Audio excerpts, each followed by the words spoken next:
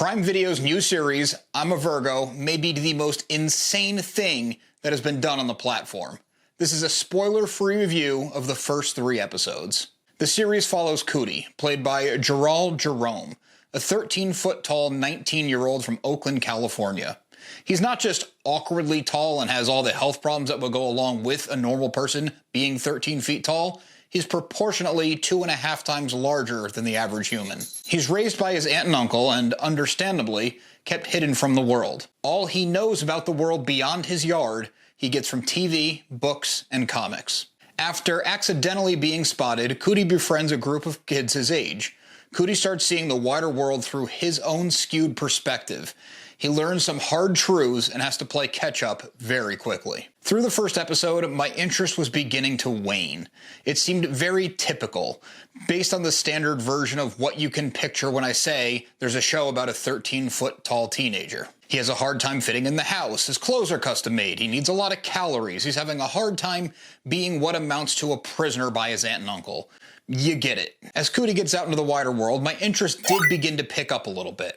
The way people reacted to him wasn't exactly where I thought the show would be taking it. I honestly planned to bail after the first episode and my review, saying it wasn't all that captivating. But there was a subtle and very effective bomb dropped at the end of the first episode that kept me on the hook. Going forward, I was a lot more invested in Cootie's story.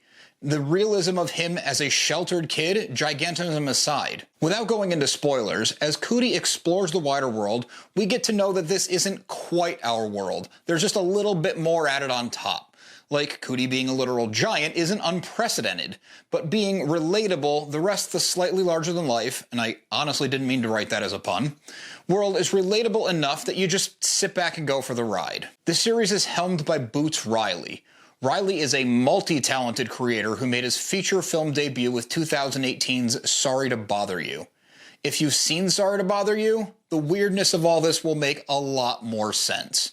If you haven't seen it, first off, you should, but also strap in for I'm a Virgo. Riley is backed by some tremendous producers and an exceptional cast of people you're sure to recognize. Now, I have to talk about my feelings on this show, and that's where this gets a little bit more complicated. Cootie's story is interesting, the character is interesting, the effects of making a 13-foot-tall kid hang out in what is more or less our world are believable.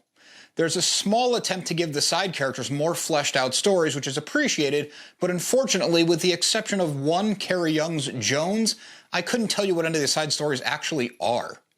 Even the love interest Cootie gets has some stuff going on that should be interesting, but the primary 2 pieces of her character don't really seem to come together at all. There's a whole side story going on, this inclusion of a cartoon show that the kids really like called Parking Tickets. This cartoon show inside the show seems like it's taking shots at South Park while also attempting to do what South Park does so well. And halfway through the season, this hasn't paid off at all.